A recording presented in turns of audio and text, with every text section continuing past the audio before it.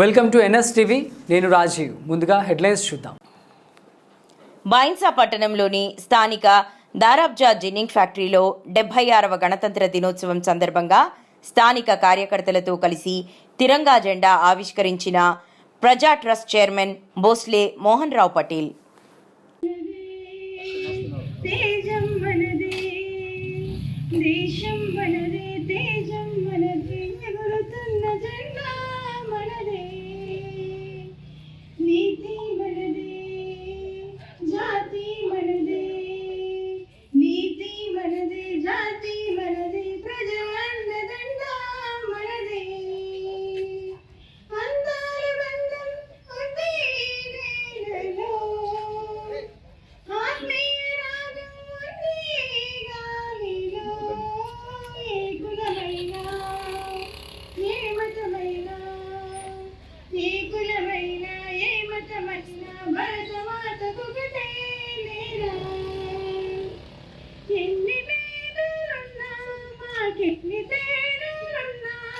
దేశమంటే ఏకమౌతామంతా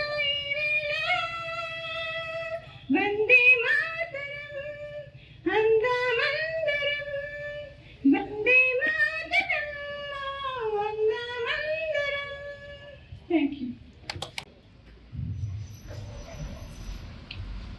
దారాబ్జా ఫ్యాక్టరీలో గత కొన్ని సంవత్సరాలుగా గణతంత్ర దినోత్సవం సందర్భంగా జెండా ఆవిష్కరణ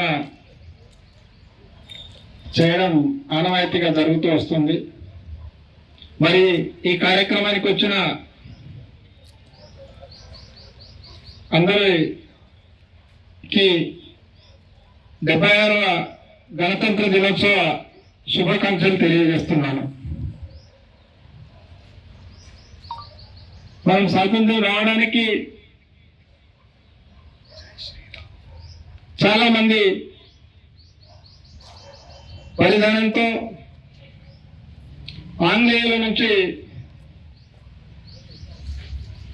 పోరాడి మనం స్వాతంత్రం తెచ్చుకున్నాం. ఈరోజు మనం చూస్తూ వస్తున్నాం. ఈరోజు మన దేశ సైనికులు మన కుటుంబాన్ని కాదనుకొని మన దేశ రక్షణకు పండుగలన్నీ వాడపైనే జరుపుకుంటున్నారు. మనందరి తరఫున వాళ్ళకి ఈరోజు మనం సెల్యూట్ చేయాల్సిన అవసరం ఉంది. అదేవిధంగా మన ఎంత పెద్ద దేశంలో ప్రగతి పదంలో మనం చాలా వేగంగా ముందుకు సాగుతున్నాం. మన కేంద్ర ప్రభుత్వం అనేక సంక్షేమ పథకాలు 2047 వికసిత్ భారత్ అనే నిర్ణయంతో మనం చాలా ముందుకు తీసుకెళ్తున్నాం. మనందరి సహకారం